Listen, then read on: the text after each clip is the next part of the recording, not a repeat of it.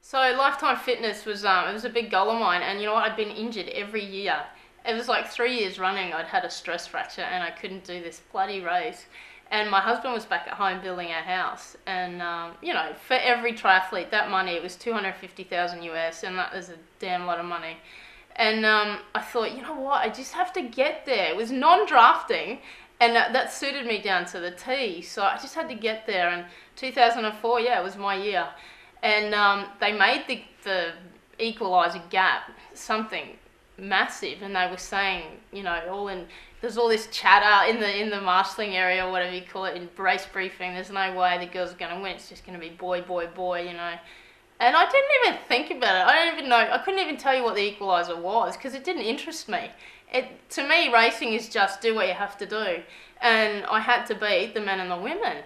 So again, Barb Lindquist from the USA, she was always one of my main competitors, and we went real hard on that swim and that bike, but non-drafting, but we came in the bike really close, and then the run, you know, I just really nailed the run. For the first time in my career, you know, I think I was like a 33 high, 34 low, which for me was fantastic coming off a non-drafting bike. And I felt great, and I felt in control, and I thought, you know what, if anyone beats me, they deserve to beat me. But I think it was my birthday that day, that's right, so I was feeling kind of high. But winning that money, honestly, it was a real highlight of my career, and making that phone call back home to my husband, like, take the day off, sweetheart, you know, go and have a drink, because we just made some good dough.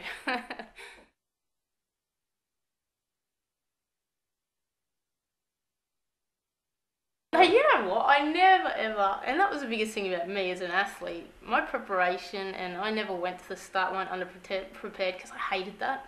Like, I hated it. I think it happened early on in my career where I picked up a bronze in a World Cup, and you know what? It was funny because I look back now and it's nearly all gold, but I didn't race that much. But like when I raced, it was like, yeah, it's like going to war for me, honestly. If you got in my way, I would kill you. And and Luke would know that, and everyone would know that, so everyone just stayed out of my way, which is probably sensible.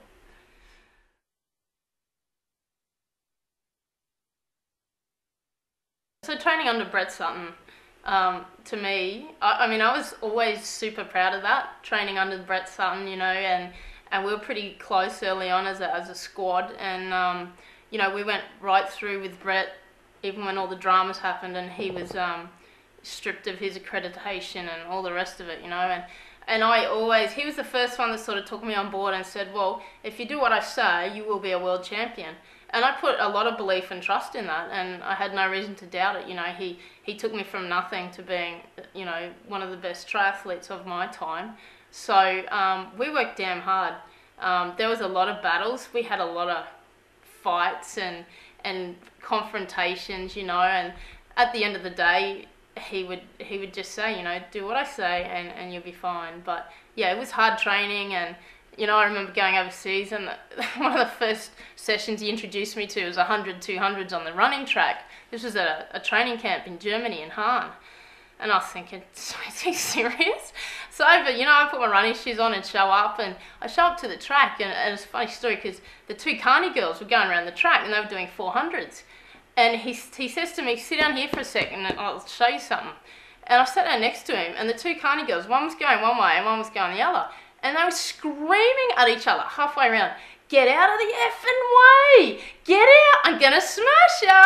And they were going around the track, and they'd come to each other, and Emma would smash into Claire and barge her out the way, and Claire would start crying, and Brett would yell out, keep running! Don't you stop! You know.